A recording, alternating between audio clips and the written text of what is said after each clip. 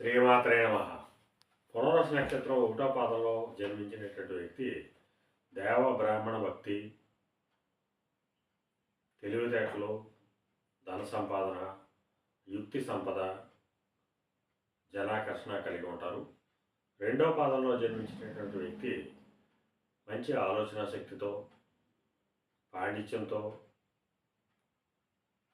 ఉండేటువంటి అవకాశాలు ఉంటాయి. మూడో పాదంలో జన్మించినటువంటి వ్యక్తి సకల పాండిత్యాన్ని గ్రహిస్తారు. అలాగే రాజకీయం మీద కూడా అవగాహన ఉంటుంది. వాస్తు, జ్యోతిషం ఇటువంటి శాస్త్రాల మీద కూడా అవగాహన కలిగి ఉంటారు. పునర్వసు నక్షత్రం నాలుగో పాదంలో జన్మించినటువంటి వ్యక్తి మంచి రూపం కలిగి సౌందర్యవంతుడిగా ఉంటాడు.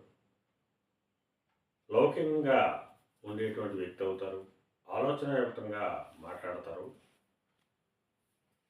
శ్రీమాత